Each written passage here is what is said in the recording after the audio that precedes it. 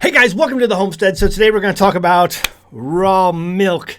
Now, I have done lots of raw milk videos before, raw milk video updates, and this is going to be one of them. We're going to read an article that talks about all of the dangers of all these other milk products that are just flooding the market, all these milk alternatives, the insanity of it all. I love raw milk. My kids have been raised on raw milk. They would turn their nose up at store-bought stuff. They don't even want that stuff. It doesn't even taste right. It doesn't taste right. Once you've had the real thing, you know what's actually real milk.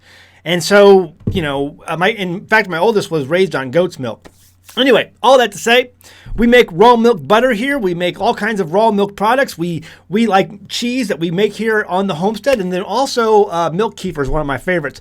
But what I want to know from you today, is what you're paying for raw milk. If you consume this glorious, amazing product in its raw form, tell me in the comments below what you're paying per gallon. I'm paying right now $6 a gallon. Now, in times past, years ago, I heard that on the black market in California, there were people outside Los Angeles who were paying up to $40 per gallon for raw milk. That's crazy to me. That's just insane. But if you want the real stuff, you'll pay it. I mean, that's what's available, and it's in the black market over there. Crazy, crazy. So let me know in the comments below what you're paying for raw milk per gallon. I'd love to know. And so before we get started in the article,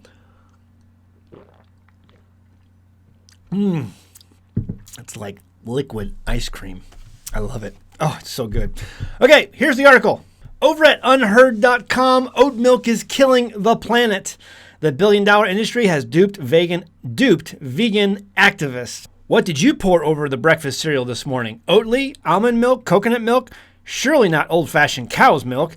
As the splash of recent protests by Animal Rebellion and offshoot of Extinction Rebellion have warned, the bovine white stuff is the devil's secretion. It tastes so good. Targeting high-end grocers such as Waitrose, Harrods, and M&S Foods, never heard of any of those, in their Milk Pour campaign, these climate change activists have tipped leaders of dairy all over the hallowed floors of middle-class temples while holding placards demanding a plant-based future. But isn't Milk Pour just a little hard to swallow? Doesn't it actually stink of first worldism? A cynic might even suggest that Skylar Sharples and her friends are the dupes of the billion-dollar alt milk industry. Despite its We Save the World advertising, alt milk is implicated in enough environmental destruction to turn you green, but only with sickness at the hypocrisy. We all know the problems with dairy. It's Daisy, the cow's methane burps, and the fact that livestock takes up so much of the globe's surface. Except that the prime reason for the planetary extent of livestock is that vast tracts of the earth consist of grass and scrub few humans cannot eat, but which Daisy and her ilk can turn into nutritious meat and dairy, stuff that humans can chow. Far from being upscale food, as Milk Pour would have you believe, dairy that is cow, sheep, goat, buffalo, donkey, horse milk is a horse milk? I mean, really? Donkey? Is the necessary subsistence food of millions of pastoralist peoples across the world from Eastern Africa to Mongolia. Yeah, I guess you'd have to be from Mongolia to drink horse milk. I cannot wait for Skylar and her activist friends to spread the word to Maasai herders. Is that how you say that, Maasai herders? To chuck away their milk while declaiming a plant-based future. The herders would probably have you strung up. Milk Pour might also like to consider, before their next student farce on the shop floor, the UN Environment Programme's conclusion that pastoralism is increasingly recognized as one of the most sustainable production systems on the planet and plays a major role in safeguarding ecosystems and biodiversity in natural grasslands and rangelands. Extolling plant-based as a worldwide cure is senseless. It is nothing but Western cultural imperialism, missionary veganism. Milk Pour leaves a very sour political taste in the mouth at home. Animal Rebellion says it targets high-end grocers because it doesn't want to bother people struggling with the cost of living. It seems, they only want to bother the rich people. Leave the poor people alone. They're not going to listen to you. Poor people, salt of the earth people, they live in reality. They live in the reality of going to work every day, working hard for what you got. Hopefully they're working hard for what they got. And they are trying to provide for their families food on the table. And they're not going to buy into your stupid oat milk or almond milk that's like 3 times the price of regular milk. It's just not going to happen.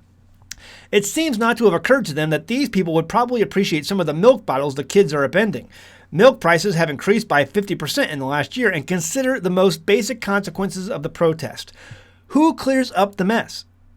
Add contempt for shop workers to the list of privileges Animal Rebellion needs to check. And I say that as a proud former member of the Shop Workers Union, USDAW.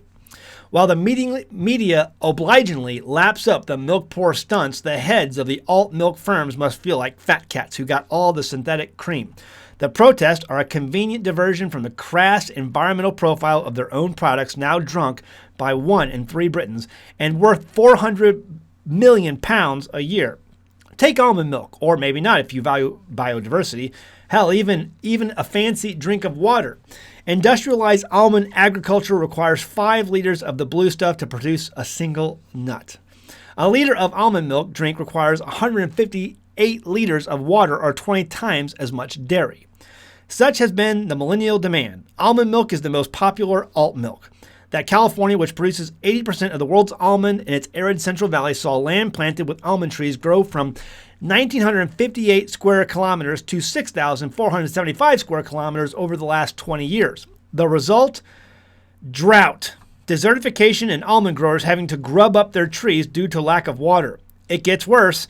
Almond growers invariably douse their crop in quantities of glyphosate, known to be lethal to bees. According to Nate Donnelly, a senior scientist for the Center of Biological Diversity, sending bees to pollinate the California almond industry is like sending the bees to war. Many don't come back. In California, bees are dying in record numbers due to habitat loss and exposure to pesticides of the industrialized almond industry. Animal Rebellion: when vegans drink almond milk, they are complicit in animal extinction. Anyway, the article goes on and on and on. It talks about some of these other things, oat milk and all these other things. Here's the reality, folks. And let me just pause and take a quick drink of this amazing liquid ice cream. Oh, that's so good. Here's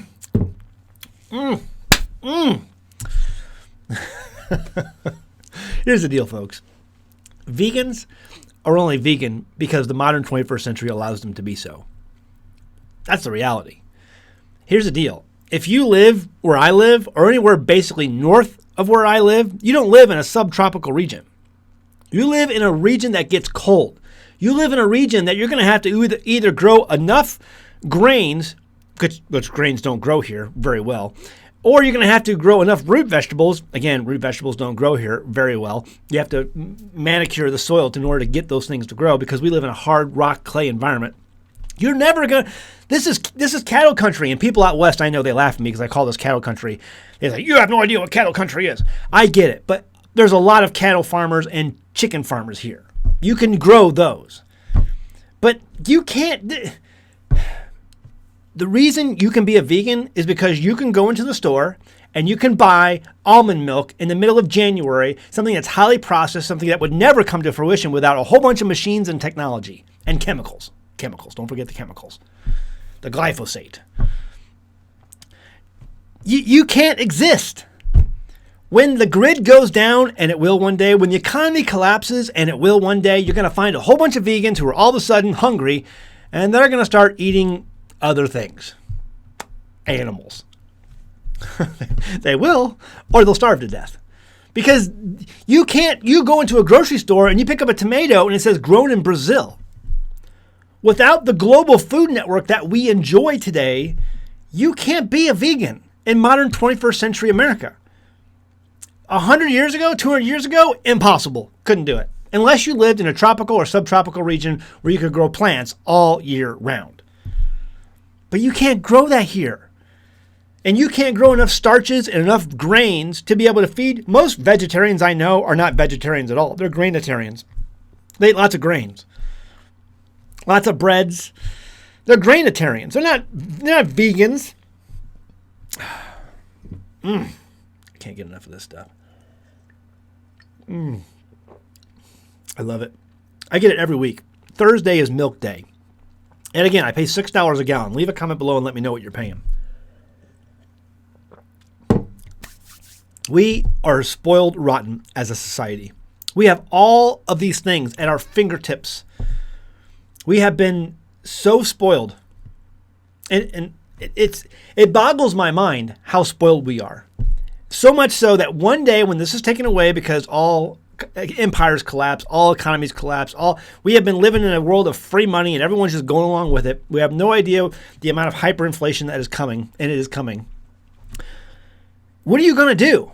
What are you going to do when you can't get your Brazil-grown tomato in the middle of January at your local grocer? What are you going to do when you can't get your almond milk because the factories have all shuttered because they can't afford to pay their workers and the stock market's crashed and the company's, out of business? What are you going to do?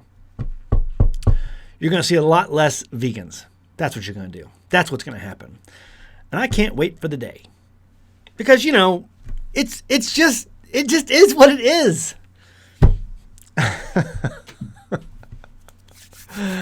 I'm a believer in what they call the Bible. I love the Bible. I love the Word of God. I don't get into that too much on this channel. I have another channel for that. But if it was good enough for David and Abraham, if it was good enough for those who went into the land of milk and honey, it's good enough for me. See you next time in the homestead. Hey, listen, check out our merchandise over at teespring.com. You can get this shirt, My Pets Make Me Breakfast. If your pets make you breakfast, go ahead and get the shirt. Links in the description below over at teespring.com. Also, you can find our best-selling shirt, Stupid Should Hurt. If you're a vegan and you buy tomatoes at your local grocer in the middle of January, you're stupid. And one day, it's really going to hurt. All right, we'll leave it at that. See you next time in the homestead. Bye! Hey guys, we know that a lot of our audience are homeschoolers. Homeschooling here is very important to us. And if you're like us, maybe you've had a hard time training your youngsters to memorize their times tables. Well, I want to introduce you to a program today that I think will help with that. This is Times Tables. It's perfect for small children. At age 7, my youngest son has his multiplication tables memorized. All of them. Times Tales is a series of stories that your child learns in a video. The video presents a simple story that your child can easily recall from memory and assist them in easily remembering the multiplication facts. My late wife Jamie made a video talking about how our oldest child still was having problems with times table memorization. Until we tried Times Tales. After months of getting behind and stressful struggling, Times Tales was almost an overnight correction and allowed him to get back on track with his math courses. So I want you to give this a try. They have different packages available, and there's going to be a link in the description below. Every purchase you make from this program is going to help the homestead. Give it a try. It worked for us. I'm sure it can work for you and your child too. I know my math facts.